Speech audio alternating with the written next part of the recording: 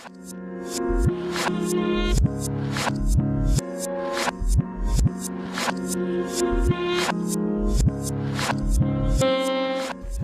right. Oh shit, are we on? Yeah, we're on, Toby. Okay. We are live. Oh god damn it. In front of Gwyneth. Oh man. Yeah, she's going to be listening to this. How great would that be if we did this in front of Gwyneth Paltrow? I feel like if we did it in front of Gwyneth Paltrow, I feel like I'd be a little more prepared. I wouldn't want to be. I would want to wing it. Like, okay, I'm just sitting in front of Gwyneth Paltrow. So, Did I talk to Brad Pitt lately? So Goop. Let's start with Goop. Like, hi, Tobi Ogunyemi, Gwyneth listening podcast. I have some questions about Goop. I've got a couple of questions about Goop. First off, why? First off, I want to go back to the name. Was it a choice that you had a say in? And if so, what were the other choices? Oh, Toby, I would love to see, like, just the list of, like, no, it can't be Glork. No, not Zip. No, not Kronk. Shit. But that'll be something. Does she test all of her products before putting them online? I like to think she has like a sweatshop where she does that with. Like, oh no, that's just bring poor kids off of Beverly Hills. Like, hey, you need a job? Yeah, I'm trying to break into business. I got something for you to do. I've got a Jade egg with your name on it, young man. Where do I put this? You know where. No, I really don't. Are you afraid of vampires? Am I supposed to be? If I get paid to be Gwyneth Paltrow's, like, associate, yes. Right. So hi. Hey, guys. How's it going? I'm Steve. That's Toby. And we hope Gwyneth Paltrow is listening. Yes, this is the weekly podcast where we talk about movies, books, TV, comics, anything else. But eventually we hope it will be weekly. Eventually. Yeah, we hope it'll be weekly, and eventually we hope that it eventually reaches Gwyneth's nightstand. Yes. I hope that she one day, like, I hope we get into the groove to the point where she, like, falls asleep to our voices. Yeah, I hope we do this weekly eventually. Yes. I hope, she eventually listens to it. And I hope we get the cease and desist letter. Oh, my gosh. See, I feel like that's why we need to have, like, the podcast logo. Yeah. Where we just need to, like, reenact, like, every episode we need to reenact different, like, Goop images. Goop images, stuff from her film career. Yeah. Oh, man, I can't wait to do, like, the 7. Like, what's in the box? And it's just our 2 smiling faces. Oh, man. Cut the Brad Pitt just, oh, God! Oh, no! Oh, God, no! Don't do it. If you kill him, he wins. He's already won. What was that like, Gwyneth? I'm just going to ask her questions, so eventually she'll get back to us one day. Right. I met Steve Killius on Twitter, Gwyneth. Just tossing that in. Yeah. So we are here to talk about... the last time we got together for a podcast was on New Year's Day, and we talked about all the films we saw up till 2017 from, like... God, what was the first one we saw? Moonlight was one of them. And, like, one of the last ones we saw was... the last one we saw, I think, was 3 Billboards outside Ebbing, Missouri. I think that was one of the last ones. Yeah. Huh. Yeah. Kind of a deflating way to end the year. Yeah. Oddly appropriate for 2017, I guess. I guess so. I remember telling a friend, it's like, after the Oscars we were watching together, I was like, we never have to talk about the movie again. He's like, thank God. That's true. That's just going to be like kind of like Lost. Yeah. It's going to be one of those trivia questions. Like, hey, remember this is nominated for, like, oh, shit, that was. For a lot. And we all thought it was going to win Best Picture. Yeah. Oh. And it's not good. It's not good. No. Now, one thing I'm learning, Toby, is if you enjoyed 3 Billboards, that is fantastic. I'm trying to do that more. I'm trying to tell people, like, if you enjoyed this thing I don't like, that doesn't mean I hate you. Not only that, if you like 3 Billboards, get a hold of us. Like, oh my gosh, yeah, we need a phone. Yeah, we do. We need to be able to, like, take calls. It's a podcast, though. I'm thinking radio. Gwyneth, remember radio? Anyway. Yeah. So we'll find Gwyneth Paltrow's number, put it in the beginning of the podcast, and call that number to get a hold of us. Call that number. Oh, route it to us. So yeah, those are the last. Yeah, so we kind of talked about a lot of movies and TV shows that time. We did, yeah. So this time we wanted to do. Last time we wanted to do Shape of Water, but we didn't get a chance to watch it and do the podcast at the same time. But we've since then seen Shape of Water, and it's out on DVD, and it's out. I'm sure whatever streaming product you're watching or probably streaming, and so we've seen Shape of Water. We've seen a couple other movies we want to talk about, and we still have one kind of big event, creme de la creme. I feel like my whole, my long, illustrious podcasting career has led to this episode. And we still don't know how we're going to do it, but I want to so bad. I need to get my thoughts out. So that's a teaser for the next one. So this one we're just going to talk about some movies. Movies we watched together, including one funny one. The one we watched together and did at the same time. Okay. So there's that one. Almost forgot about that one. So we're going to talk about that. We talk about some other things like TV, comics, what's going on, stuff like that. So, yeah. So the first movie we saw, it was like I think a couple days after New Year's Day. It was Guillermo del Toro, Shape of Water. We rang in the new year with the Best Picture. Yeah.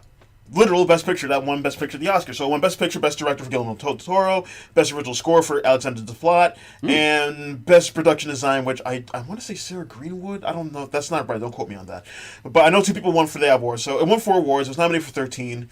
It won the PGA, the Producers Guild Awards. It won the DGA. If Del Toro was nominated for Director Award last year, he won it, basically. Oh, yeah. So this was kind of like... I don't want to say it was kind of the film that kind of ran the gauntlet because, like we mentioned, like 3 Billboards it was in the running for a long time. It was in the run for a long time. It had some heat behind it. There was also other films like, people thought The Post was going to do pretty well. Get Out was up there. Lady Bird was kind of considered the perfect film of the year. So it had some stiff competition about the entire year. It was a great year. It was a great year. Diverse movies. Yeah. Just like different genres and stuff. So yeah. So, and I know I mentioned this to you before when we talked about it, but it was kind of weird, like consensus-wise, as award season's a long game and narratives change and are created and destroyed or whatever. But it was kind of weird how people were like, "Oh, Shape of Water, like that's kind of a conventional movie," and it's like, as far as awards go, it's kind of I guess I understand what you're saying because Guillermo del Toro, he had Pan's Labyrinth 2006. People felt like that was his masterpiece. He should have won for. Maybe wait for a while. That happens all the time with awards, but it's kind of weird how we got to this space where The Shape of Water was considered a conventional Oscar movie when it's anything but. It's because the Darkest Hour is a conventional Oscar movie. Darkest Hour is pretty conventional. Even The Post is pretty conventional. Yeah. Even something I don't want to say it's conventional, but even something like Call Me by Your Name is a little bit more tangible. Yeah. As far as winning awards now, especially after Moonlight came out last year and what have you. Even 3 Billboards is kind of conventional from those regards. That was my thought leaving 3 Billboards was... Yeah. Yeah. So, it kind of got weird. I was like, Shape of Water was kind of running the gauntlet towards the end of the season, and people were like, oh, we kind of want something other than Shape of Water to win because it'd be kind of interesting. It's like, it's kind of astonishing that Shape of Water even won. Guys, The Shape of Water is undeniably a creature feature. Yeah. First of all. Yeah. That one that doesn't happen. That in and of itself is unconventional. I guess you could argue the overall message of the film is conventional as of these last couple years. But but the packaging around it is anything again, but. this was a film that had a black and white show-stopping romantic musical number between a mute girl and a sea creature, a sea monster, the amphibian man. Yeah. I've run into some people that do not like that sequence. That's kind of like the deal breaker for them. Which I find fascinating because I remember when I first watched it, I almost cried watching. I was so enthralled by that sequence. I didn't even have the balls to do that. Didn't even go there. And Del Toro is such a movie fanatic, unabashedly a fan. And so the fact that he throws all these different genres at us in this one movie, and then he throws something like that, which is just like a callback to old Hollywood musicals, and it's so Del Toro that watching it makes sense almost, like, Yeah. in the movie. Like, oh, yeah, Del Toro would want this to happen. Yeah, and I guess I understand what people are saying. It's like, oh, because, she can't speak the entire movie, so you give her the sequence to speak, and it's weird to get a point of view, but it's like, kind of what you just said, like, it's such a Del Toro thing, and it's such a fun break from the proceedings where it's like, why not? Especially because I think right after that is just a series of unfortunate events. Yeah. So that is kind of like this nice reprieve before the storm where, people are getting shot and hunted down and women of color are being screamed at by madmen and chased down and, this. So I guess my thing is the whole movie is bonkers. Yeah. And that's your deal breaker. Yeah. Easily the most digestible part of that movie. Right. And you're like, I don't know. It breaks the character from... Like, come on. Yeah. No, for real. So kind of like more background on this movie. Del Toro came up with this idea with his producer. I think it's Jade. Gray. Don't quote me on that. Like his producer, he talked about. Don't quote Toby. Don't quote. Just don't quote me. Don't quote this podcast. Yeah, what are you doing, for God's sake? Just listen to it. Gwyneth, just listen to it. Yeah, so they came up with this idea like years ago. They shopped it around for a while, and they had trouble. I mean, as it is for studios, it's hard to get a yes when there's so many no's. But they finally went to Fox Searchlight, and Del Toro, being Del Toro, a lot of his films have high budgets just because of the concepts and ideas out of bringing them together.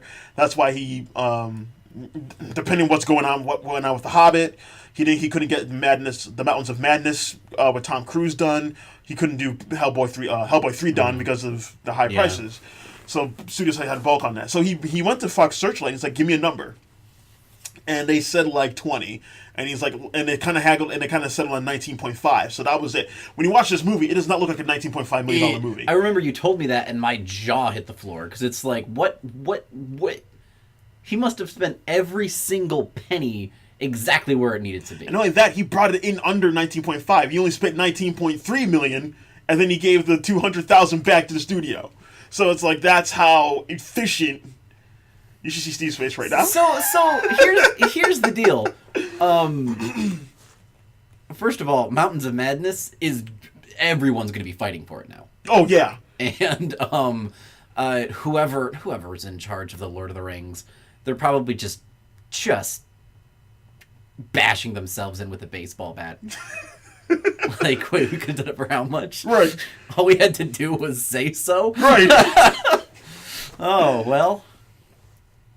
Have you been watching Lindsay Ellis's? Of course. Oh my gosh, it's so damn good. So, quick divergent. She, great YouTuber, video essayist. Fantastic. Who does essays on not like high-minded material, but she brings a high-minded approach to the movies, like, Hunchback of Notre Dame, which is really good. That's a great one. That was a great one. Especially because she's doing half of it outside of half of it outside of Paris. And I love how she kept cutting back to the gargoyle saying, and I'm losing to a bird! I died every time. If only those characters weren't in there. It would have been a perfect movie. It would have been fun. It would have been a much better movie.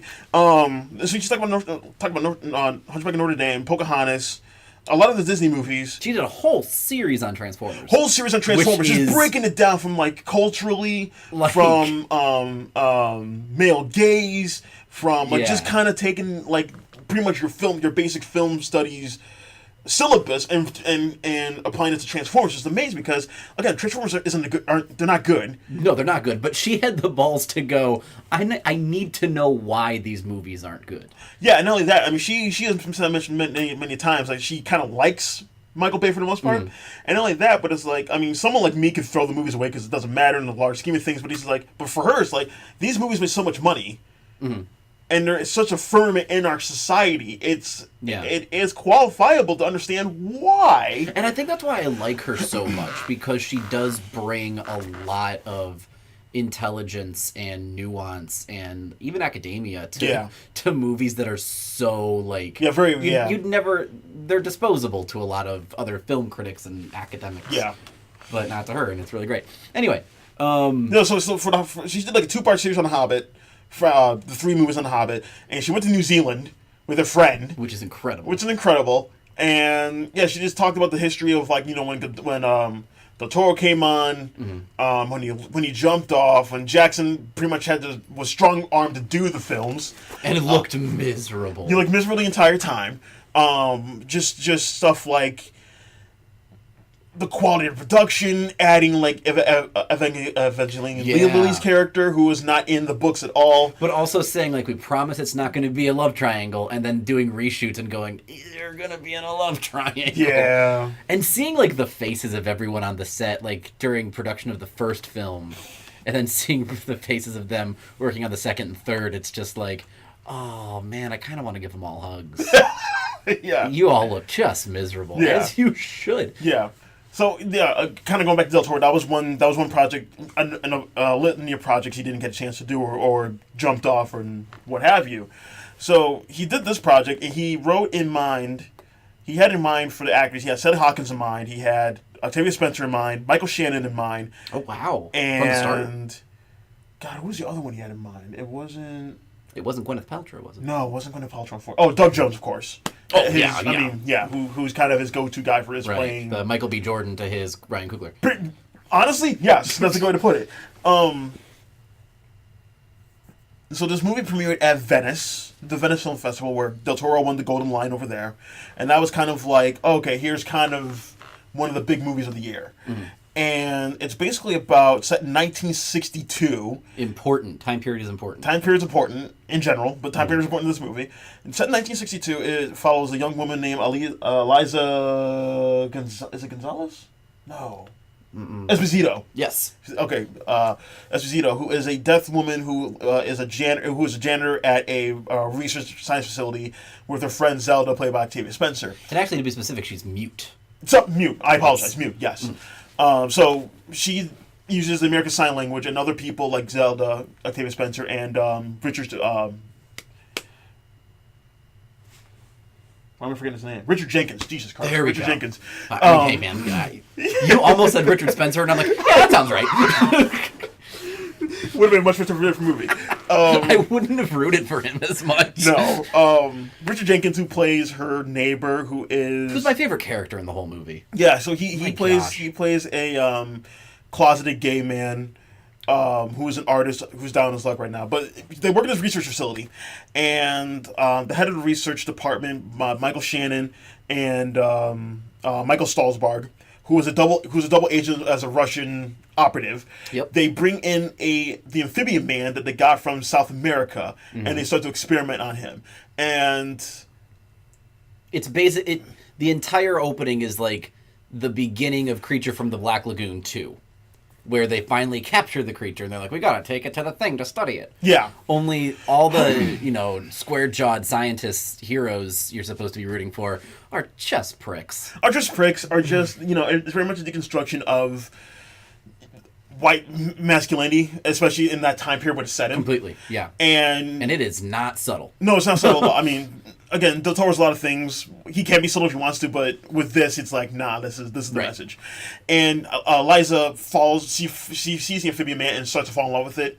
Mm-hmm. The feelings are replicated, and then she tries to figure out how can she get the creature out of the facility. So that's kind of the elevator pitch is pretty much Amelie fucks the Creature from the Black Lagoon. Which, again, if you're in the elevator and you're not reaching for your checkbook, right? Like, what are you doing? What studio do you run? We gotta shut it down or have Disney buy it. Exactly. Yeah, the movie's amazing. I love the movie. Mm-hmm. Especially Sally Hawkins' performance. She's so good in it. She's so lively, and it was kind of I don't want to say cliche, but I remember reading a number of reviews before I saw it. How a number of critics I talk and really like, they were talking about like how they really emphasize how you almost forget she can't speak because she's so emotive. She's so detailed in her physicality, in her movements, in her expressions, facial expressions. Yeah. Even how sometimes how soft her hands are, how hard her hands are when she's communicating. And I think it's true. I think there are times where it's like she's so emotive and she's so descriptive of what she's trying to get across, and people are able to describe things for her. Yeah. Where there are times where it's just like, oh shit, yeah, she's not speaking, Well, what's really cool sometimes too is the way they treat the sign language, because sometimes there are subtitles and other times she has other characters speak for her. And so it's really cool seeing like the juxtaposition between what she's saying and the forcefulness with her hands and kind of like the sullen, downtrodden, defeated way of which her neighbor is saying these words that kind of drives her lines home a bit further by having other characters say them. It's so good. Yeah. The first, like, the opening where it just goes about her day, like her morning. And does routine. it go about her day? Yes. Does it? But like the second that was over and she walks out and she's like, first of all, that whole thing, perfect. And then she's walking down. There's a fire in the distance. There's like a building on fire. Yeah, she lives. Her apartment is on top of a not old school because it's 1962. Right. It's on top of a theater, and when she leaves her apartment to go to work, the owner of the theater is like, Elsa, how you doing? And it's like, oh, did you smell that chocolate? The chocolate factory's burning. And then when she gets on the bus in the background, you see the chocolate factory burning. Yeah. And again, it's just one of those things, attention to detail. That the Toro does so well. And again, this is a movie that was not that expensive. So even to throw something like that in there as like just a little, hey, just pay attention to the story. Right. Even something like that is incredible. But no, I remember when I saw it with you the second time, it's like just the beginning where we see her wake up, she goes through her morning routine, she has a timer, she does things in the bathtub. She goes about doing stuff. As I'm sure we all do. Yeah. Not every morning, but well, yeah. With that much ferocity, she masturbates in the first 5 minutes. Let's just get out there now. In the bathtub, in a full bathtub. Yes. Shines her shoes, gets dressed, goes on the bus, goes to work. Yep.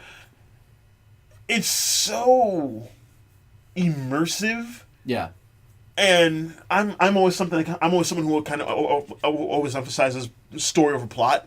Like the less the plot there is, the better. Like that's kind of my jam. But it's like that first 8 minutes. It's like, could this be the whole movie? Could we just kind of just follow her day? Yeah, like a slice of life with this woman. Yeah, well, it's like I watch it. It's like, listen, like I know we have to get the Amphibian Man and we have to get the Michael Shannon and all that, which I'm not complaining. I want to, right? But at the same time, it's like, can this just be a Studio Ghibli movie where we just kind of follow her around? See, I would like it if she wakes up one morning and then she goes and she frees the Amphibian Man, and then the next morning he's wearing a suit and a top hat and carrying a briefcase, and they're getting ready together, and then that's the rest of the movie. I would watch it. I would too. Like yeah, there's a plot and there's undertones about the other and the toxic masculinity. I just want to see them be happy, and married in an apartment. I'm just picturing him winding the timer for her and winking. Yeah. Oh God. Listen, I'm not saying we should do that, but hey, Gwyneth, how good is your sign language or breathing underwater? Can you and that's the important. That's the impressive thing too. Like I'm Sally Hawkins had to learn American Sign Language for this, and she did it so well. Yeah, and disclaimer: Steve has practiced American Sign Language before. Da-da-da. So it's funny because another movie we're going to talk. Well, not another movie, but we've seen trailers for Rampage a lot recently with. Oh God, have we seen trailers for Rampage with Dwayne Rock Johnson and Naomi Harris? And I think is that Bobby Cannavale in there? I think so. But so if you've seen the trailer, which I'm sure you have, if you've been into movie theaters in the past month or so, which looks bad by the way. It doesn't look good. No, it doesn't even look like fun. No, like a fun stupid. No. Now, for those of you who don't know, Rampage the film is based on an arcade game where 3 humans get mutated and transform into giant monsters, and the point is to destroy the city. Instead, they're like, hey, wouldn't it be cool if Dwayne "The Rock" Johnson had a pet gorilla and the gorilla got infected and the gorilla turned big and no humans turned into monsters? It's like, I don't understand. What a dumb... it's right there. It's like, I don't understand. Ridiculous. I don't understand. Well, maybe because, you want to sell The Rock, so it's just like, okay, here's The Rock. But have The Rock turn into the giant gorilla. I don't know how you make that movie and not have him turn into a giant gorilla. I don't, man. It's right there. It's a lose-lose. Basically, it's like there's one right decision, and you took the wrong one. Yeah, you made the wrong turn. But so, kind of going back. So in Rampage, he talks to the white gorilla in sign language. Yes, as people are known to do with gorillas. Right, and The Rock is. I think he does like Are you okay? He does Are you okay? And I'm not sure the type of sign language that they use with gorillas. I don't know if that is American Sign Language or if it's something different. But the sign he's doing for okay is laughably not okay. If anything, that is half or some. I don't know where he got okay from. Because even in A Quiet Place, you saw them say okay, like, are you okay? Are you fine? Are you well? It wasn't this. They never did this because this is some. So Dwayne "The Rock" Johnson has just been training this. No wonder the gorilla's giant and pissed. And destroying buildings. He's like, you taught me the wrong shit. How could you? It has nothing to do with the tanks trying to kill me. No. How dare you teach me the wrong sign language? I thought you loved me. I'm a gorilla, damn it. And then the Rock just hits him with the rock bottom and pins him 1, 2, 3. Yeah, there you go. So Shape of Water.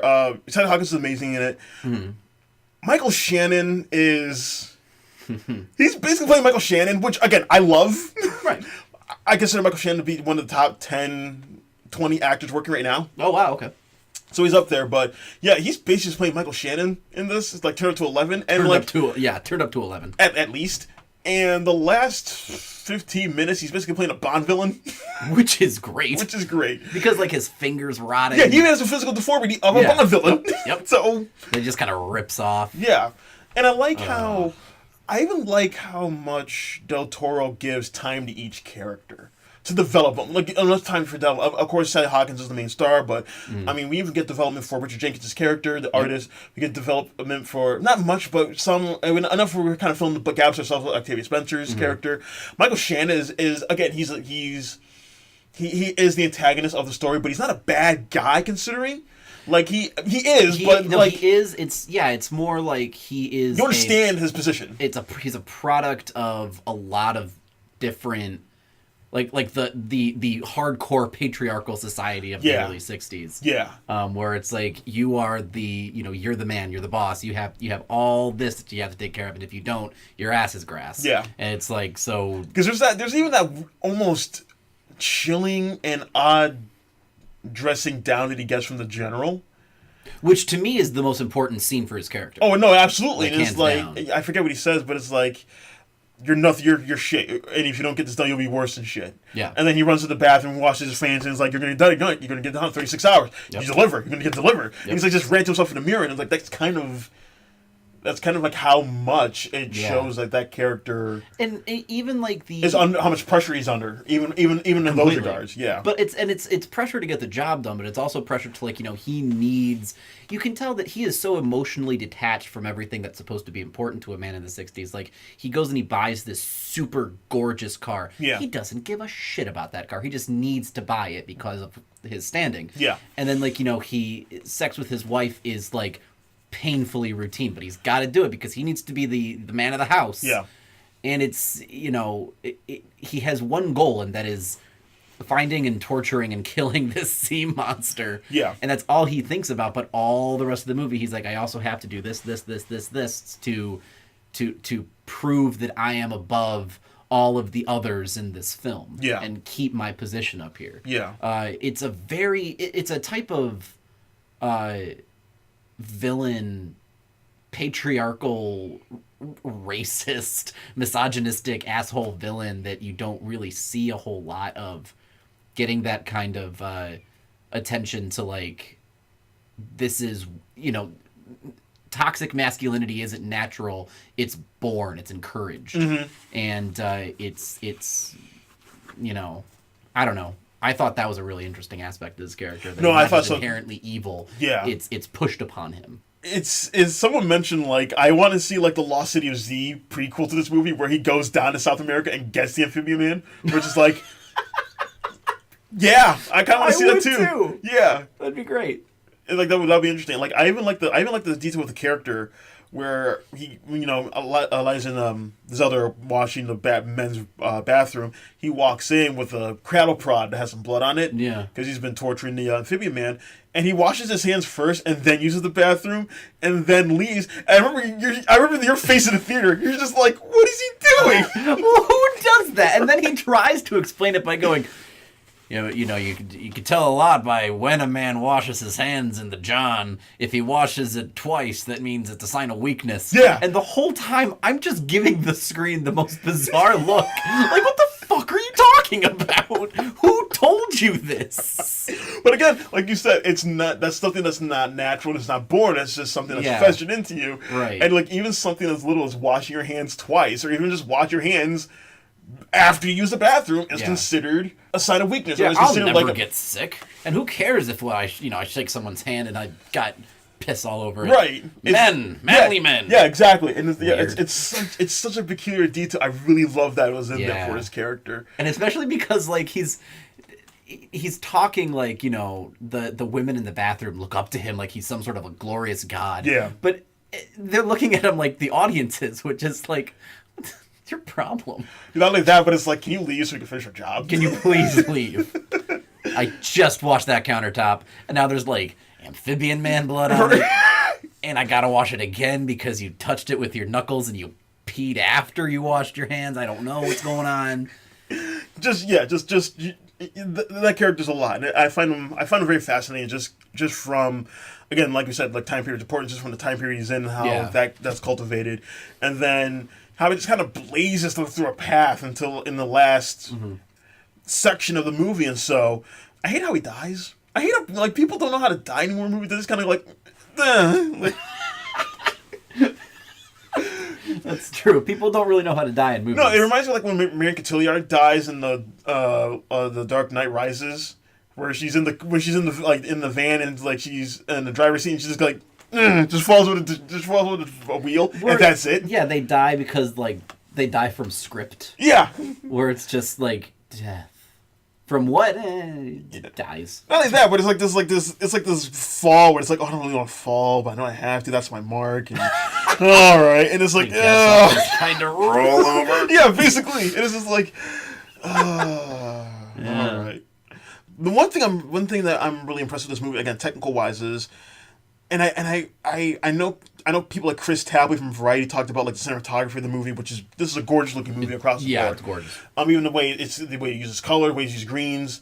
But the thing that impresses me, like, they didn't use water at all in this movie. Like, it's called, I think, dry for wet technique, where they use a front screen and then they use like strings and levers to pull people and what have you to make it look like they're underwater.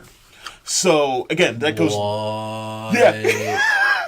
Toby, you just blew my mind. Right. And Gwyneth's mind. I bet she didn't know that either. Again, like, I don't know the particulars, and that's something I want to research a little bit more. I'll talk about next time. But yeah, it's called dry for wet technique. And again, for the budget, they didn't have the budget to like do it like a big tank or anything, or use much CGI. So it's like, yeah, they kind of cheated it with the water, and it's like, that's so impressive. That's stupidly impressive. Yeah. So like. But like they were wet. Like I know I have amateur questions. Like when they drained all the water out of the room. There's no water in that scene. But what are you talking about? There's water. That's not real water. Damn it, Toby! Movie magic. Right. It's crazy. But like she's wet. Like they dumped water on her. Yeah. Okay. I'm like, wait a sec. No. Yeah, I remember when I first read it a couple times. I'm like, wait, okay, this explains to me again. It's like how did you like? It's again movie magic. It's amazing how. And again, like we're two grown adult men who went to college. The concept of they didn't use water. Yeah. That should be an easy thing for us to grasp. Yeah. So there's not only that. Like I like how again, it's. Out of the 13 nominations this movie got for the Oscars, it did not make the shortlist for makeup and hair. For some reason, I don't know why. I don't know what that branch was doing. I don't know why. I don't know what they thought. I don't know what they saw that they didn't. Was it another like? Was there a Suicide Squad in that group? The ones who were nominated this year were Darkest Hour, obviously for Gary Oldman. Yeah, the jump. You cannot put a tiger. You can't reason with a tiger while your head is in its mouth. Remember that, kids. Yeah, because I've been saying that to myself for the past few weeks. So there's that. There was Wonder, the one with Jacob Tremblay. Yeah, but I didn't think that was prosthetics. I thought that was the actor. No, that was prosthetics. For real? Yeah, that was the kid. The same kid who was in Room. Was it seriously? Yeah. Okay. Toby, I swear to you, I must have just imagined 2017 in its entirety because I swear to you, that they hired a child with that facial. No, that was Jacob Tremblay, the kid from Room. I mean, to be fair, I didn't see Wonder. I didn't either. I heard it was good. See that? I don't know. I feel like that kind of. I thought they got a child. Yeah. And they're like, this is a good kid. We're giving him an opportunity. So it was those. I forget what the third one was. The third one was period piece. Was it I, Tonya? No. Oh. Or maybe it was. No. Oh. Because I, Tonya was nominated. No, I, Tonya was nominated for actress, supporting actress, and editing. Oh. What was makeup? I'm gonna look it up. I'll take it later. But yeah, it didn't make the shortlist, and it's because when you look at Shape of Water, the obvious feature is the Amphibian Man, which is Doug Jones in costume and CGI. Well, some CGI, but mostly in costume. Yeah, and that's even an impressive piece of work. Just kind of coming like that's up there with like Pale Man with Hellboy. Oh yeah, it's like the Fawn from Pan's Labyrinth as well. It's like that's up there in his work. Yeah, and it's kind of surprising that they just didn't go that branch.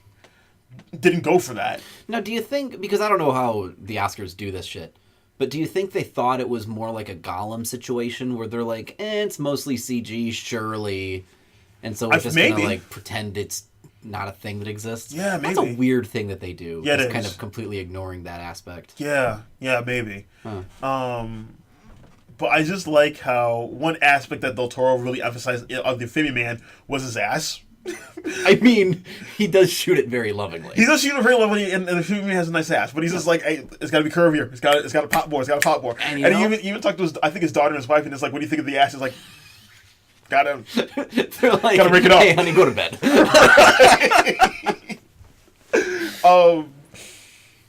So yeah, this is one of my favorite films. Like it's up there for one of my favorite films of the year. Oh yeah, for sure. Of the short list.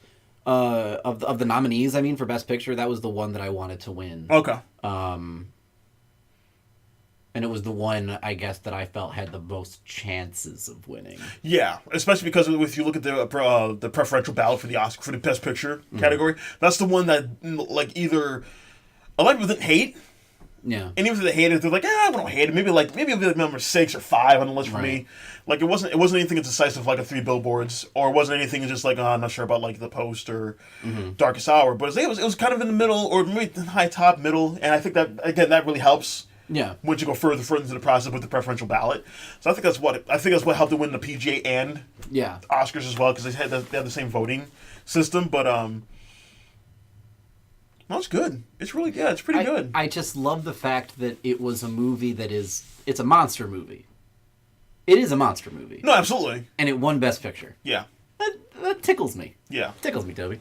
And this is something I talked about before. Like, you look at the Best Picture winners, the past 5 winners. We have 12 Years a Slave, Birdman, Spotlight, Moonlight, Shape of Water. That's a really good run. That's not a bad run. That's a solid movie marathon. That's a solid movie marathon. And eclectic. No, it is. It is. And even if you don't like all those films, like I'm not particularly fond of Birdman the more I think about it these days, but it's just like that's a weird film to win Best Picture. Yeah. Even that's fine, but it's just like that's a good run, and it shows like how things have kind of changed completely. Yeah, because not only with the Academy, but how films in general are kind of viewed. Mm-hmm.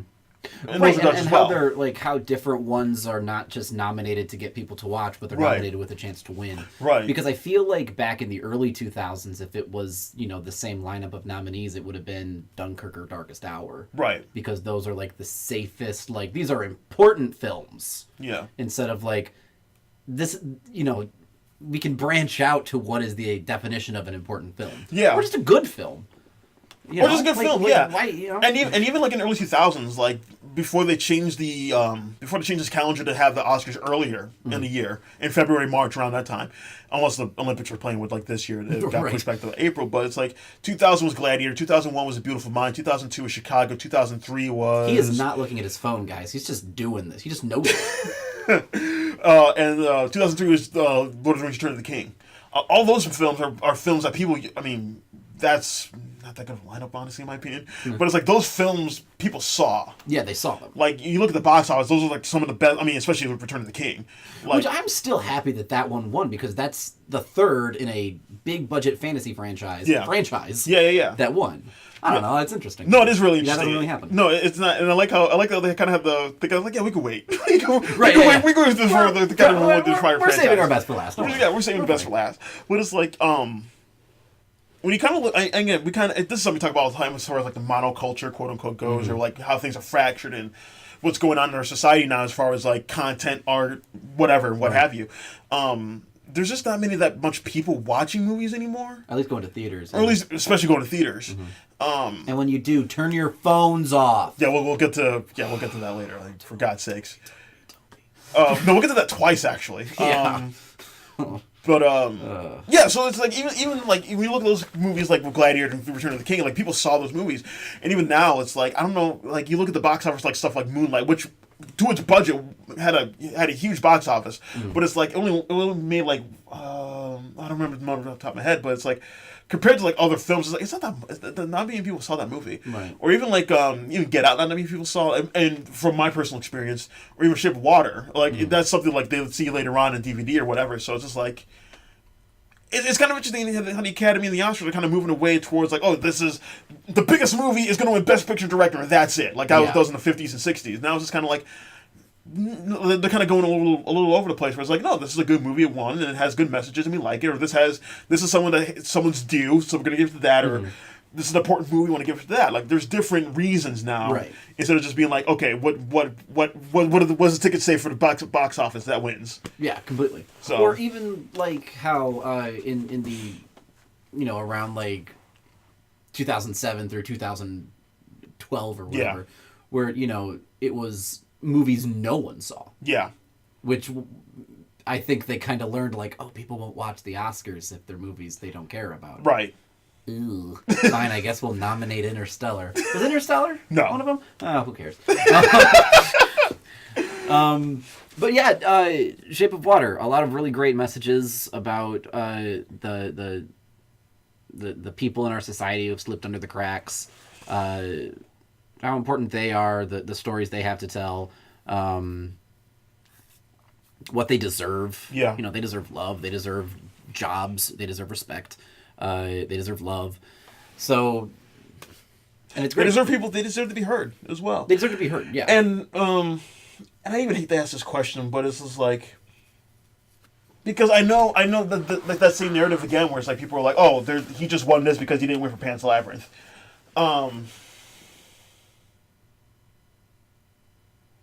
I don't want to ask if you think it's better, which movie you think is better between the two. Good. Okay. But I don't know if I have a question, but I just don't like the narrative where it's just like, oh, I mean, that happens at the Oscars all the time. It's true. I can list off numerous examples, but I guess for me, for one, I like the movie that beat Pan's Labyrinth for Best Foreign Picture in 2006. Germany's The Lives of Others. I really like that movie. I think it's a little bit better than Pan's Labyrinth. I know I might be in a minority on that, but I have not seen it. Right ever, but it's like I like that movie. But I mean, Pan's Labyrinth won 3 Oscars that year. Can I even try to remember? Cinematography, I think production design, and I want to say editing. Okay. Yeah, I want to say editing. Can you just fact check that, yeah, Gwyneth? Please fact check that for me. Really quick Wikipedia. Yeah, fact check that and take let your time. us. Yeah, let us know in the comment section and get back. We don't read the comment section, Gwyneth. I mean, we will for her. Yeah, we'll have a specific space that if your name is Gwyneth, right, you shoot right to the top in bold and red. Exactly. You'll be one of the top commenters. No, but it's like I like both films, and I understand people are like, oh, Shape of Water does the same thing that Pan's Labyrinth did as far as blending reality and fantasy together, and it's like I feel like it's kind of a surface read. That's a very surface read. Yeah. So it's a fish fucking movie. That's not. Yeah. The movie. No, and like it bothers me that it's turned into a meme. Yeah. Everything turns into memes, but it's just like, all right, if you're like, and that's fine. You can joke because it is a movie with a scene where she fucks a fish man. Yes. But if you're being serious about it, don't just negate it to being the fish fucking movie. Watch the film and understand the very very topical things that it's saying, especially last year. Yeah. I like the fact that he is an immigrant who came over here and said, I want to make this movie from, how I viewed the Creature from the Black Lagoon as my childhood. But the heroes of this movie are a gay man, a mute girl, a woman of color, and an immigrant. Yeah. And a literal, like, beast. Like a mysterious beast. That's important. And that says, and I think that it's all wrapped up in this creature feature love story. I feel like it's too important to just kind of be shoved aside for the novelty of, can you believe she flocks like, okay, guys, we get it. It was funny. Yeah. Now watch the movie. Yeah, watch the movie. It's good. Watch the movie and take it in what it's actually saying instead of just being like just regulated to like, oh, here's a quick little pun. It's like, no, the movie's more than that. It's a lot more than that. Yeah. Learn some sign language while you're at it, Dwayne "The Rock" Johnson. So Shape of Water or The Black Lagoon, but fucks. But fucks. Next film we have is Ryan Coogler's Black Panther. Black Panther. Yeah. I mean, oh man, yeah. Toby, what are we doing? Like everyone, like what can we say about the Black Panther? Yeah, I don't even know what they're saying. I don't even know what to say. For what it is at this point. It's like it's such a good movie, especially coming out of the Marvel product, especially having someone like Ryan Coogler in the Marvel product, which in and of itself is so great that he survived it. Because of how many people are like, all right, well, I have a little bit of promise. Cool, we're going to pluck you from that. We're going to throw you into Fantastic Four or Jurassic World. And it's like, I don't know how to do this, but I'll try my best. I hope that's how they sound. Yeah, exactly. And then they, shit out whatever the producers want. But this was unabashedly a Ryan Coogler movie. Right, very much Ryan Coogler movie. And I don't know if that's something he... The interesting thing about Coogler, instead of like examples like Josh Trank or Trevor Rowe, or even like Lord and Miller, where it's just like he went to them. Like he went to an independent scene and he went to the major leagues for like the franchises. Because he did Creed 2015. Yeah. Which is part of the Rocky franchise, and then he does this, and it's like this is something he wanted to do. This is something that he went to them. This isn't something like, oh, I want to pick that kid who did this one indie movie at Sundance. Let's get him for this. And it's like, I wrote a script that's based around Apollo Creed because my dad loved this franchise, and he just died recently. Can I direct this film? And it's like, hey, Ava DuVernay passed on Black Panther. Ryan Coogler's like, can I do it? It's like... Which is, that's neat. I didn't know that he approached them. Yeah. I thought they were like, you, Creed guy. Fruitvale, what now? You did Creed, right? But, no, that's really cool. Yeah, he's like I think Disney approached them, but it's like I think he was more than gung ho to like I want to step into this world. Yeah, I want to be in this environment. I want to be in like this big magical playhouse where I can make all these things out of this magic toolkit where I can use these things to my discretion. Yeah, and again, like we don't really see that. We really see someone that's like, okay, you made one good film. Here's Jurassic World. And it's like, here's Amazing Spider-Man. Yeah, Amazing Spider-Man. Yeah. That's another one. It's like you can see these actors or these directors or filmmakers kind of stumble out of the gate completely because they're not prepared. Yeah. And Coogler is he's 3 for 3, first of all. Yeah, absolutely. Which is nuts because going from something like watching Fruitvale Station and then jumping to Black Panther, even that is like. What? Yeah. But also just like the way he uses the camera and the way that he approaches storytelling, the way he writes dialogue. It's all very him. I've learned a little bit about him since Black Panther, and just he pours everything he is into all of his movies. And I think that's really neat, especially, again, because this is part of the Marvel experiment. And that's such a vast universe, but it's also very walled off, and there's different rules that you have to abide by, and there's certain things you have to connect it to. There's certain characters you can and can't play with.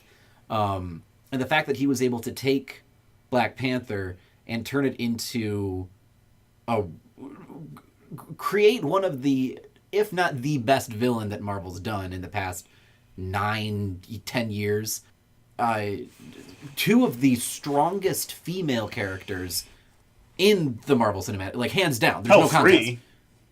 You could make that argument. Yeah. For, Lupita Nyong'o, Danny Garay, and Letitia Wright. Shuri, yeah. Shuri, yeah. it's no easy feat to it's do not. all this. No, it's absolutely not. And then creating the world. And what I loved, I can't remember who said it, but there was someone who said, it might have been Coogler himself, who said, I was able to sit down and design a world in Africa that has not been touched by colonization. What would have happened if this group of people had unlimited access to create a world that they wanted to create, untouched from the rest of the world? And when you think about it from that perspective, first of all, it's the best world building I've seen in a movie in a very long time. Up there with like Mad Max Fury Road. Yeah. Up there, like, it's up there. Yeah, as far as it throws you in. It gives you. It's like the World 1-1 in Mario, where it's like, here's everything you need to know without holding your hand about this world, and it throws you in, and you just learn it all organically.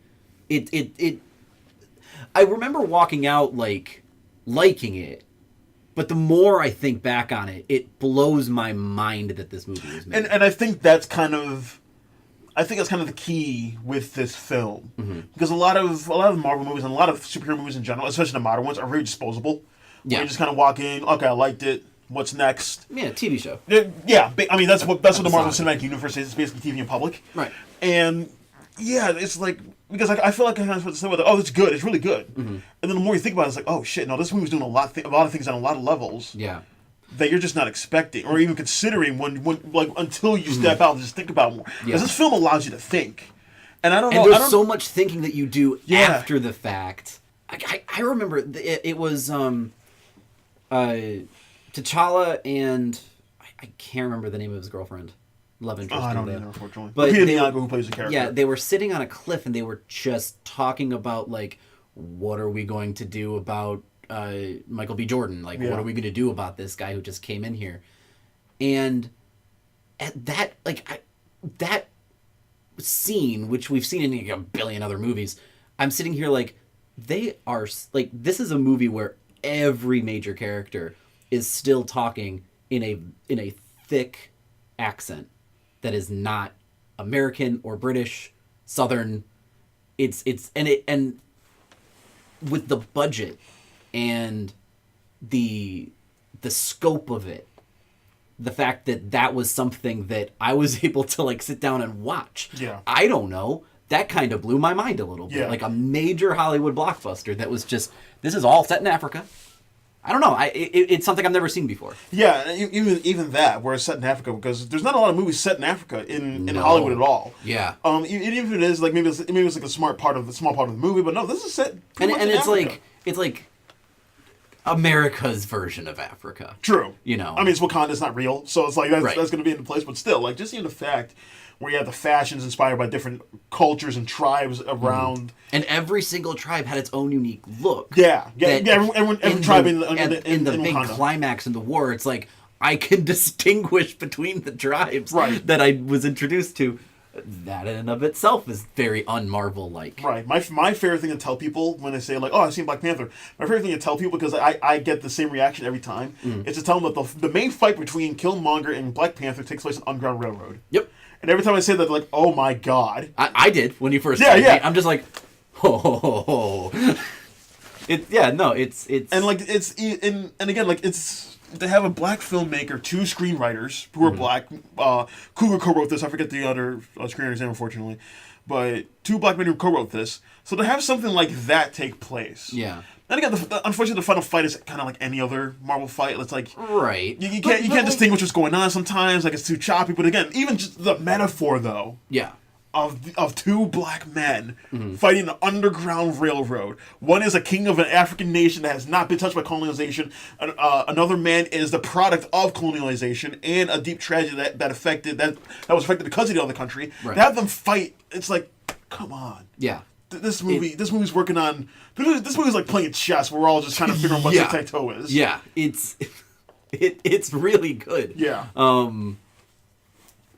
And again, a little like Wonder Woman, it is a bit of a shame that this is connected to something bigger. Yeah, that's the thing. Where it's just like it's because, like you said, like the world is so intricate and so well developed.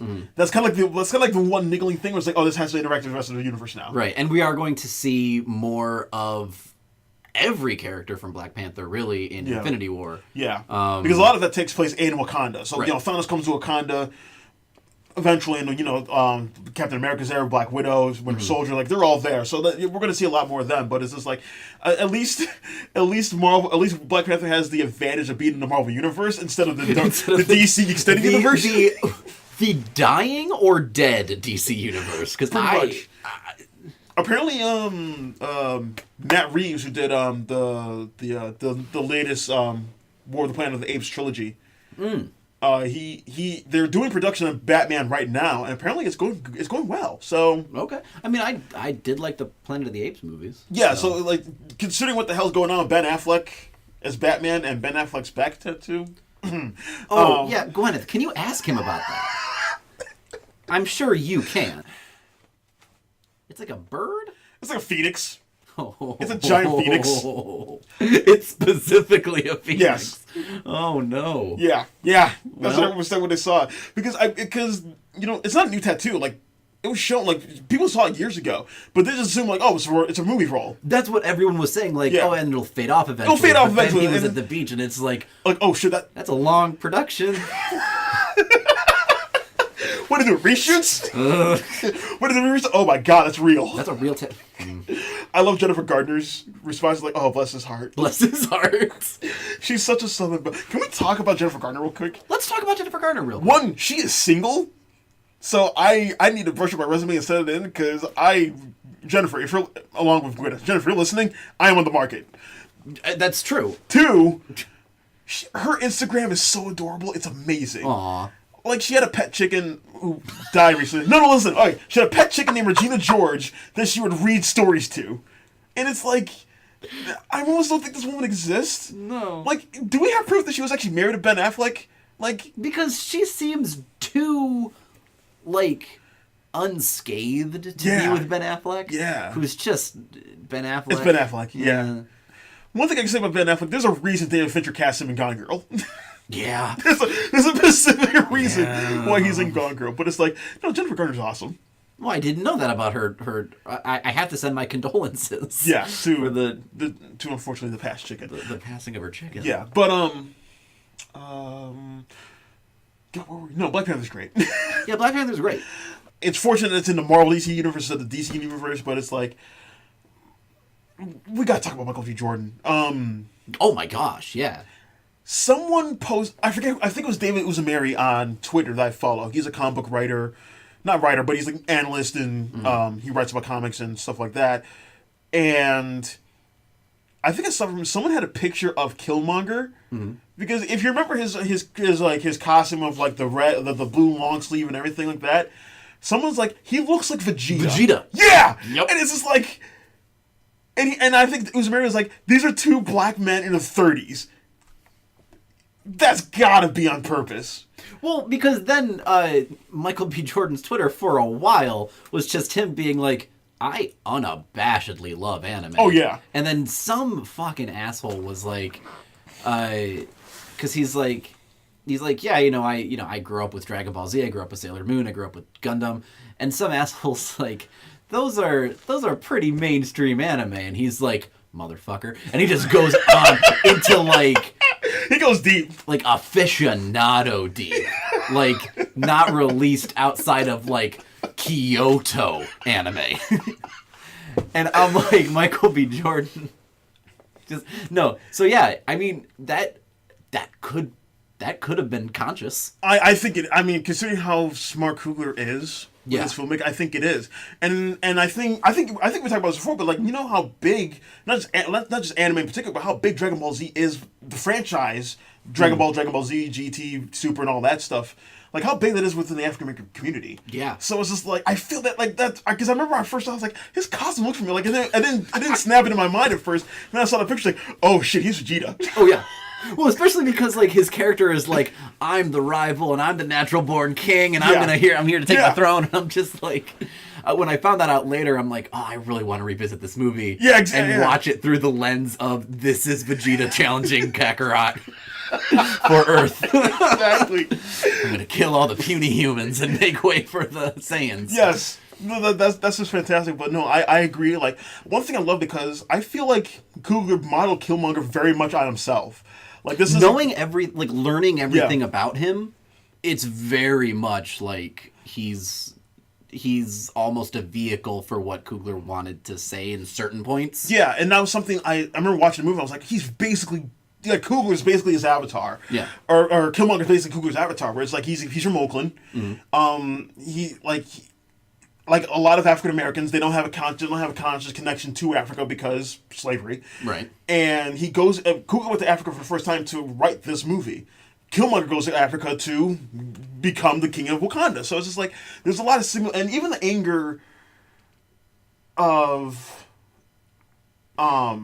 being displaced or not really having a history, like a lot of other people do in this country. Right. And even saying again, my favorite line is when Killmonger dies, like throw me in the ocean with my ancestors, because they knew it's better to die free than live and change. And it's like I can't believe that was in a Marvel movie. That's in a Marvel film.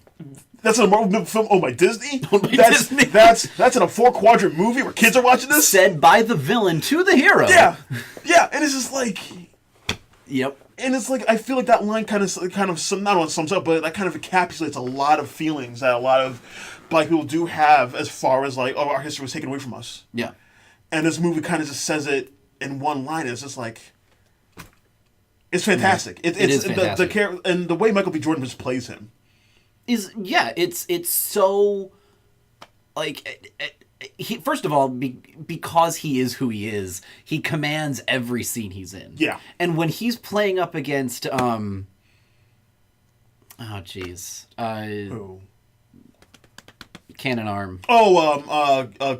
played by Andy Serkis, who we got to talk about too. But like, okay, so Andy Serkis is fucking bonkers in this movie. Yes, he is. And I love every second of it. And the fact that he is hamming it up to 12 and just saying surely improvising. But Michael B. Jordan is able to command a scene next to Andy Serkis. Yeah. Says something incredible about his acting abilities. Not just the character, but like what he can do with silence, what he can do with like pent up frustration, what he can do with just exuding confidence. He plays him so angry. But he also plays him in a way that is very grounded and very much understood. Yeah. Like, I feel like they kind of touch with Loki. I mean, that's easier with Loki because you have the comics, of course. Right. And like that's whole Loki thing. Like he doesn't feel like he's in love with his brother, even though he is. He just doesn't realize it. Like this is actuality with Killmonger. Yeah. And I feel like this like I know when people talked about like how his performance is kind of jarring, not his performance jarring to the rest of the film as far as like, oh, he's very angry and he comes from this other thing and it's like he's in place in this, but it's like I feel like it's very much part of the film. I feel like it's very much part of like something that's like, oh, this is, again, I feel like it's everything that the Black Panther wants to say about if you have a country that's not touched by colonialism, how does it react when people come in who are either colonial or colonizers or people who have been affected by colonialism? And I feel like it's such an important topic. Like, again, I almost like the movie's funny as well. It's really funny. And even like how Okoye, like, where she says the line, "Don't scare me like that, colonizer." Yeah. Like, it's such a funny line, but that says so much. Yeah, it does. It says so much. And even Suri's line, like, "Oh, another broken white boy to fix." Another broken white boy to fix. It's like she was probably my favorite character in the movie. She low key, not even low key. She kind of steals the movie. She in terms of like Marvel Cinematic Universe characters, I think she's snuck into my top 5. Straight up. As she should be, honestly. She is fantastic. No, she is. And it's like she makes it look so easy. Yeah, it's almost infuriating. Yeah, it's like I mean we can break down what Michael B. Jordan does because you see it. It's like I don't even know what Rosita Wright does in this movie. It's like she just does it. Yeah. It's just like... Well, because she's just playing like a teen sister. Yeah, she's playing a snarky, smart-ass kid sister. Yeah. Yeah, and knows memes. Yeah. And And is also the smartest person in the universe. Smartest person in the universe. She knows it. She's using that to improve things and help people and things of that nature. And she also gives her brother shit. It's funny how everyone gives T'Challa shit in this movie. Well, I actually kind of wanted to touch on that because I left the movie feeling like he was the least interesting character in the film. Oh yeah, absolutely, and that's something we talk about James Bond as well, which he should be. Right. But when you look at all the people around him, like again, you talk about the three women, you talk about Killmonger, even Winston Duke playing M'Baku. He was my second favorite. No, he was great. Like he was fantastic. I needed more of him. Yeah, it's like T'Challa is like that centerpiece. Yeah, it kind of holds the proceedings together, but you can kind of branch off, and be like, okay, here's everyone else. Here's the movie. Here's the movie, and here's like the catalyst. Yeah, exactly. Okay. Even Dan Kaluuya in the movie, how he played. I forget the character's name, unfortunately, but he was another tribe leader. Yeah, another tribe leader, and how he goes to Killmonger first because Claw killed his father, and T'Challa didn't really get him at first. He's like, all right, I'm going to go with Killmonger because he did kill him. Like even he's fascinating. But even like M'Baku's choice to, T'Challa was dying. Yes. And he's like, and they're like, okay, well, we're going to give you the strength of Black Panther to beat Killmonger. He challenged for that in the beginning, and he's like, no. I've got your king over here. Let's make this right. Right. And it's just like, what? Yeah. Why? That's great. Yeah. What a delicious twist for me to enjoy. Not only that, like Agent Ross is talking. He just barks at him. Yeah. Until he stops talking. He stops talking. He's like, you say one more word, I'll feed you my children. And he's like, oh my God. It's like, I'm kidding, we're vegetarians. He's such a great character. Yeah, he is. No, Winston Duke came out way ahead in this movie. It was just fantastic. Like you said, like you alluded to, Andy Serkis is like, what is he? I don't know what he's doing. I don't know what he's doing, but I love it. I love it too. Well, it's kind of like what Claw is, where he just says random stuff in the comics too. I was a little upset that he didn't turn into solidified sound. Yeah. Maybe a little too weird. Yeah. But at the same time, like, that'd be kind of fun. Yeah, so like, that was something you and I talked about. It's like, yeah, why can't we just get Claw? Just give us Claw. Just give us Claw in the red and purple outfit. Like, I get it, not for this movie, but like, maybe bring him back. Right. Maybe he is constituted sound at this point, and maybe he can come back. I don't know. It'd be fun. It'd be fun. It will be fun. Motion capture. You got Andy Serkis. I don't know what. Yeah, anyway. Why not? Guys, what do you think? I mean, you even have like Sterling K. Brown in this movie. You have Angela Bassett, who plays the mom, who plays the Queen Mother in this movie. Yeah. Yeah. Forrest Whitaker in his goofy accent, playing one of the tribal leaders. He loves, Disney loves Forrest Whitaker putting on a goofy accent. Yes, he does. He had a goofy accent in Rogue One. Yeah. He was the most forgettable part of that movie. He had a telepathic octopus creature. What a weird. Anyway, yeah, Forrest Whitaker. He was great in it though. No, it's like this movie is like filled to the brim, and it's like everyone has a chance to shine, and it's like, yeah, the people who and that is impressive though with such a huge ensemble that you're able to leave and like everyone can have a different favorite character. Yeah. Because they're all explored just enough to get you to love all of them. Yeah. I mean, yeah, dude, we could make this the Black Panther Power Hour of us just we could, yeah. About how great it's funny, like, March Madness, the NCAA tournament that college basketball has every year. This year, like, there's a lot of made brackets. That was fun. Mm-hmm. You still never finished your finals. Oh, damn it, you're right. I sent Steve I forget who made it, but I sent Steve I think it was a 16. Was it 16? Yeah, it was 16, I think. Seems longer. No, I think it was 16. No, I think it was 16. Yeah. I sent Steve a bracket of like Disney and Pixar movies. And right now it's tied between Incredibles and Tangled. And... Yeah. Make a call right now on the podcast. Go on record. Incredibles! Okay, there you go. And it's like... Don't quote me on that, Gwyneth. It's like...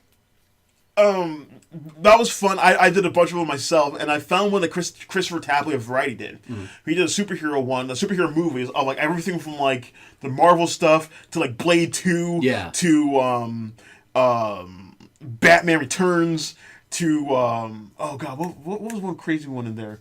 Hellboy is in there. Like it was 64, so it was like, and he ranked them all in a very specific way. And my final four came down to Black Panther, Winter Soldier on one side, Batman Begins, and the Avengers on the other side. And the finals was Black Panther and Batman Begins, and Black Panther won the whole thing.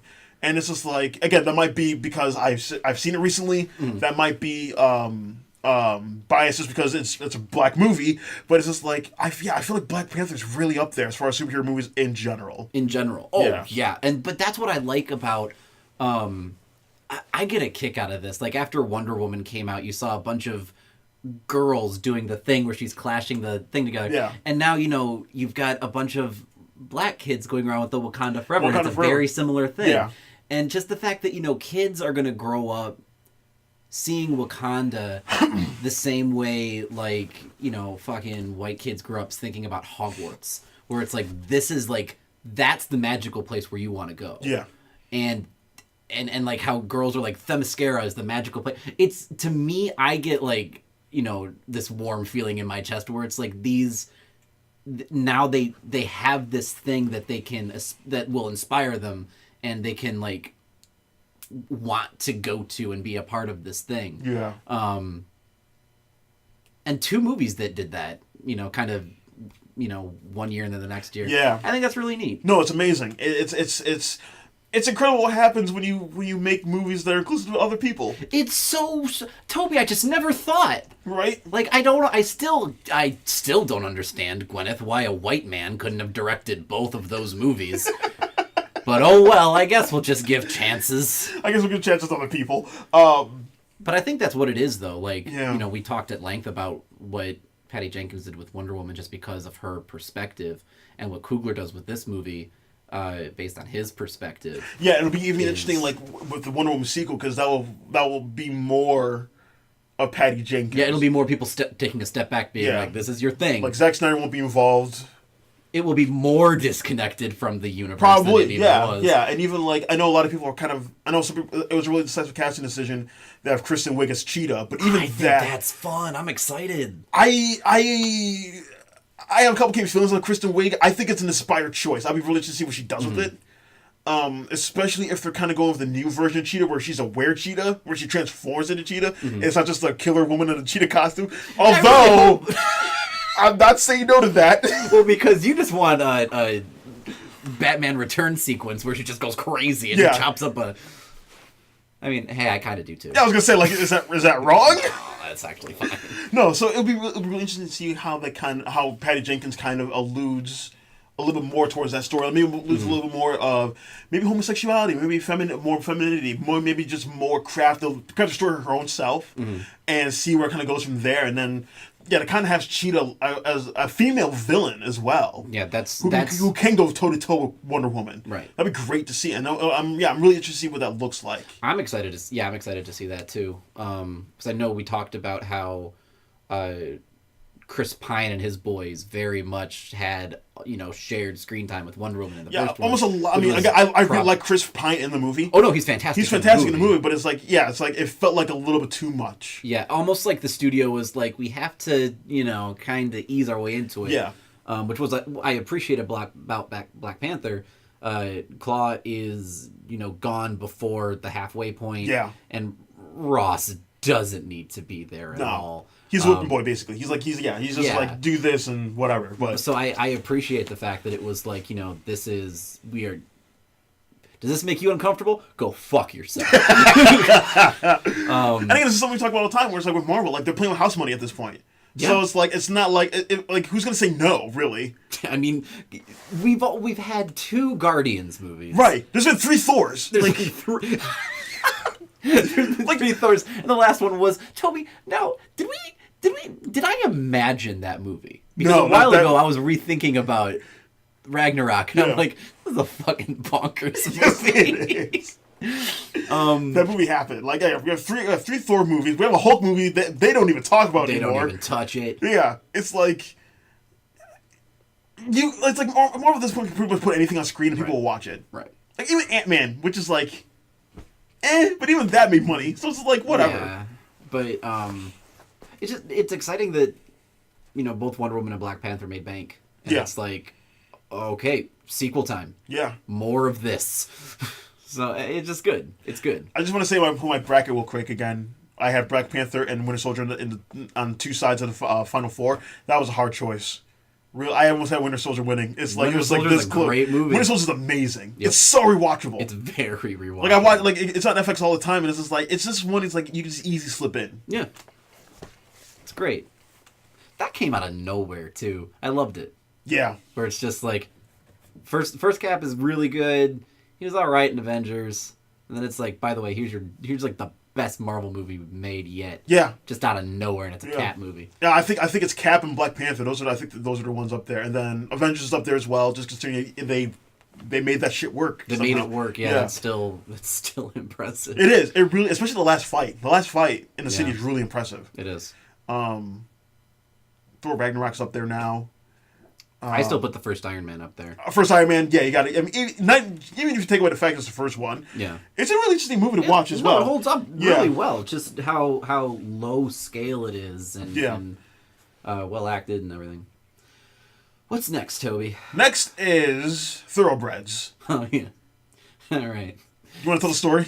So all right, so I don't remember who texted first, but we're like, hey, we should hang out. It's been a while. And I'm like, yeah. And Toby's like, let's go see a movie. I'm like, oh, that sounds great. What's playing? And he's like, Thoroughbreds playing at 9:30. Oh, wow. That sounds great. I've been wanting to see Thoroughbreds. Yeah, I'll meet you there. Toby's like, cool, 9:30. And I'm like, gotcha, man. And so we both, after work, I went to a theater.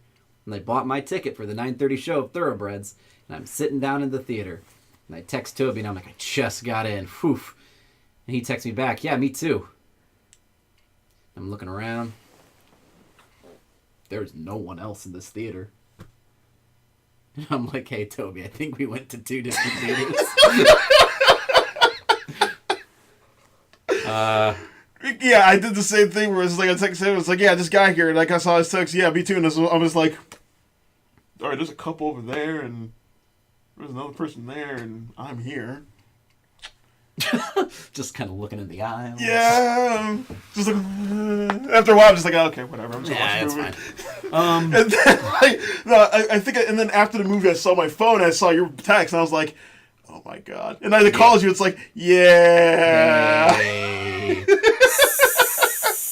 Okay, but Gwyneth, what are the odds that 2 completely different theaters would have the same showing time for this, like, little, like, not well advertised film, like little indie flick? Yeah. At the same time, come on, Gwyneth, it's not even our fault. Miscommunication. I'm working at a dying driving school.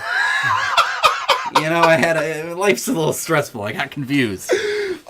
So we didn't get to snarkily exchange whispered comments. No. But we did see the movie. We saw the movie at the same time. At the same time, yes. So that's the thing. No, Thoroughbreds is written and directed by Cory Finley. This is his first movie. Oh. He is a celebrated playwright on Broadway. This did strike me very much as a play. Very much, yeah. It feels like it at script. a time. And like he even said, this was his first time on a film set, which is like makes me mad. Like Jesus, man. It's like again right out of the gate. Like yeah. I mean,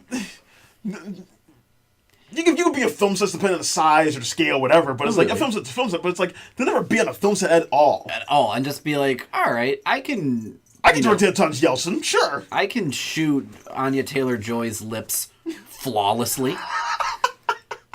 No problem. What's a camera? Just point it over there and do exactly as I say. And yeah, that looks good, I guess. And it's like it's the best Anya Taylor-Joy's ever looked on a movie. And okay, so the movie is Thoroughbreds. It's about 2 girls. One is Anya Taylor-Joy, who plays a young girl who is in a private school who tutors other people, and her mom just got recently remarried to a pretty much a prick. He's a prick. The other girl is played by Olivia Cook, who is someone who does not feel anything, and that's not like an exaggerated millennial thing. It's like she really doesn't feel emotions. Yes. So So they're tutoring at one point, and they were friends before. They kind of lost their way together. Yeah, they kind of fell apart. Yeah, they kind of fell apart, and they got back together here. Mm-hmm. And the more Olivia Cooke sees more of the stepdad, she's just like, wouldn't you want to kill him? And, Anya Taylor-Joy was kind of freaked out, but the more they talk about it, the more like, okay, how would we do it? How are we going to do it? And I feel like Olivia Cooke's character was just like an off comment, like, man, wouldn't it be great to just get rid of that guy and just kill him and he's gone forever? And then eventually Anya Taylor-Joy comes back and she's like, hey, could we, do it? Did you think that? I felt like she was serious. I felt like Olivia Cooke was serious when she said that. See, I don't know. I got the kind of not like a joke, obviously, but more just like, I got it like that's just her character of like, okay, yeah. Like, I'm just going to, I don't hide things, I just kind of bluntly say what's on my mind. Man, I'd love to kill that guy. Yeah. And then Anya Taylor-Joy's like, hey, man, maybe we could. And she's like, maybe you fucking could. I'm not gonna. I can't. I'm on. Was she on probation? She was on probation for killing a horse? Yeah, so the cold open, she kills her horse. Yeah. Because the horse was in pain and she wanted to put out her misery, and that's all. And the description. Yeah. Of how she did it was cold. Yeah. Cold. Because the horse didn't die right away. She wanted it to be a quick, painless thing. Yeah, but the horse didn't die right away, so she had to improvise in a very messy way, and yeah. Anton Yelchin plays this hustler at a party that Anya Taylor-Joy runs into, and then they kind of co-script him. Super creep too. When you first meet him, it's I don't like you already. Right, he's trying to pick up underage girls. He's got the high school facial hair. Oh yeah, where it's you can't grow facial hair, but you're gonna try. But you're in your late 20s, and that's it's even more embarrassing. It's a sweaty performance. That's the good way to put it. Yeah, I can't. I wish I could take this. I wish I could take credit for the description. I can't. I think it's from Griffin Newman, actor who does it on podcast. But yeah, it's a really sweaty performance where it's just you can feel the grime off him. Yeah, he feels like gross. Yeah, he feels like the older high school kid, where it's just he kind of graduated, but he's still hanging out with the high school kids when it's because his glory days were in high school. Yeah. Problem. And he's always talking about one of these days, man, I'm gonna have a car and I'm gonna own all of you, and I'm gonna have a house just like one of these days. And it's oh no, you're gonna be 80 and still saying that. Yeah, pretty much. That's what that character is. So yeah, so they eventually plan this murder of the stepdad out, and things happen. Hilarity ensues. Yeah. Hilarity does not ensue. Pretty much. No, but this is a great movie. It was especially for the first time at bat. Yeah. That's solid. Yeah. Two incredible performances from the lead ladies, for sure. From two actresses who I feel like we haven't seen a lot of yet. Well, no, because Anya Taylor-Joy, her first movie was The Witch. The Witch again, come on. Yeah, so The Witch, hell of an outing. So she's The Witch. She's done Split. She's had a couple movies up on her plate right now. She's supposed to be in the New Mutants. No one knows what's going on with that because I had to reshoots reshot. No one knows what's going on with the whole X-Men anything. Not really. Apparently at the end of the month, they're starting production on Gambit. Are they really? Probably not. I've been saying that since 2010. And then Olivia Cooke, who is also in Ready Player One. She was in Bates Motel. She was in Bates Motel? Yeah. Oh, fun. She's in I know her from Me and Earl and the Dying Girl. Thank you. That was a film in which she plays the dying girl. Yeah. So she's in that as well, and yeah, they're really good. I mean, they play off each other in a really interesting way because again, Olivia Cooke is someone who's very detached, very not responsive to emotions, right? And Anya Taylor-Joy is kind of at first she seems like kind of a quote unquote normal, well-bred, kind of rich kid, but then she gets dark pretty quickly, but she gets dark over the course of the movie. It's like Walter White in Fast Forward, I guess, where it's just kind of that's a good way to put it. She's. But I always got the sense, the first scene especially, where they're tutoring together. Yeah. They were both emotionally detached, just in two different ways. Yeah. Where Olivia Cooke was blunt about it, I don't feel anything. And Anya Taylor-Joy was more, she had to put on the presentation of the, you know, the well-bred good girl who's in, like, you know, high society, when really she's like, I fucking hate my stepdad. Yeah, I wish I'm more like you. I want to be able to. Yeah, I feel like Finley even talked about this, where it's like one character doesn't feel anything, the other character feels too much. Yeah, I could see that. So they kind of complement each other in that way. Mm-hmm. The movie looks really good too. I like how it's framed. Like I'm especially thinking of there's a shot outside where the camera's behind a couch that Anna Taylor-Joy is sitting on, and then Olivia Cooke is like, she's telling the story of how she killed the horse, but she's moving around giant chess pieces on her yard, and like it's just framed really well. Like Taylor-Joy's on the right hand of the screen, and then Olivia Cooke's moving in the mid-ground, and then we see the background, the rest of the valley, or the rest of the scenery, and then again we see her just moving things, but it's like it's really well framed. It is. I feel like a lot of the film is like that, and it kind of feels like a play, because again he's a playwright, so a lot of that feels like a lot of the lighting. A lot of the lighting, kind of like, you know, minimalist play sort of. Yeah, a lot of the lighting, and there's a lot of the way the camera moves around, and like there's not a lot of scenes in the show, in the movie, not a lot of places. Arguably, it mostly takes place in the house. Most of it takes place in the house, and you have some exterior shots here and there. That's kind of, they probably filmed really quickly, but it's just like, man, most of it takes place in the house, and I don't feel like that's a detriment to the movie at all. Oh no, me neither. Yeah, it didn't strike me as like, oh, when are they going to leave this house? Right. If anything, it placed a lot of importance on what's going on in the house, and it really set up kind of like a map of the house. It did, so that when action starts happening, you know exactly where everything is without getting lost. Right. Which is important when you're directing in a really big set like that. I love this is Anton Yelchin's last movie that he did before his, which it continues to fatal bother accident. me. Yeah. It just that, because there's a lot of young actors out there. Yeah.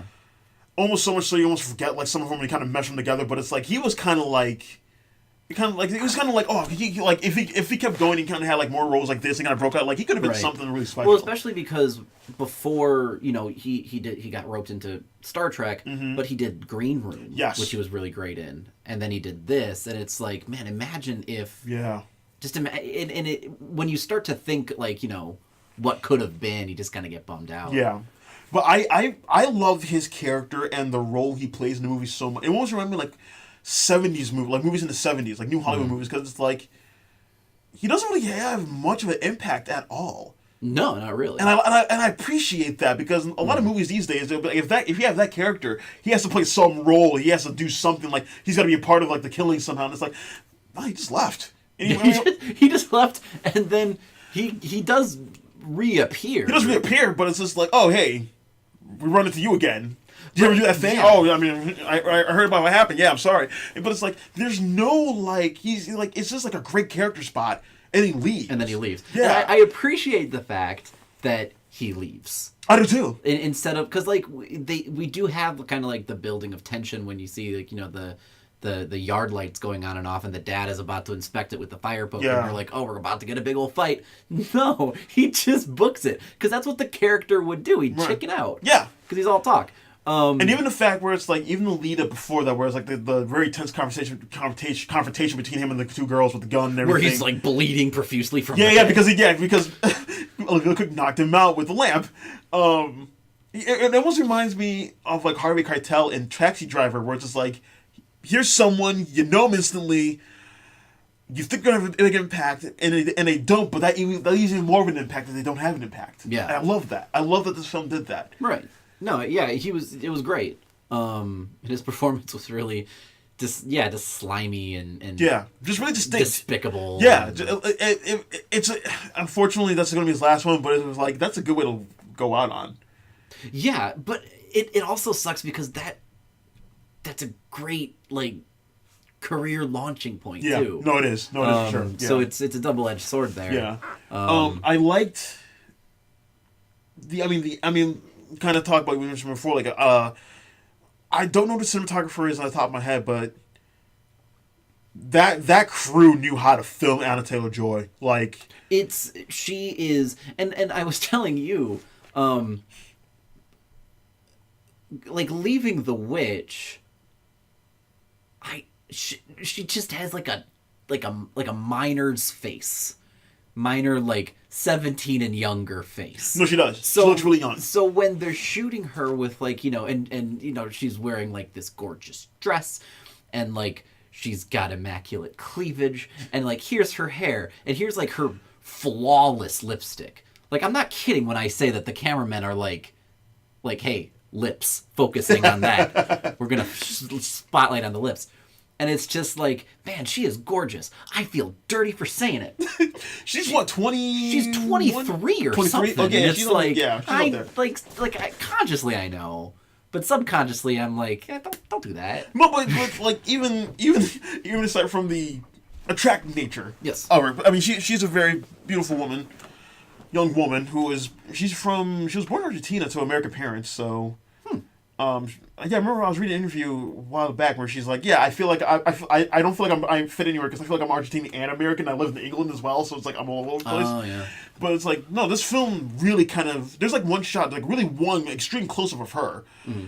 And it's like, she has like the peculiar eyes where it's like they almost look like teardrops, the way they're shaped. And I remember in that same article, her siblings used to make fun of her because they felt like they used to make fun of how her eyes are too close together. Oh shit! or too far apart, something like that. I think too far apart because they kind of are far apart.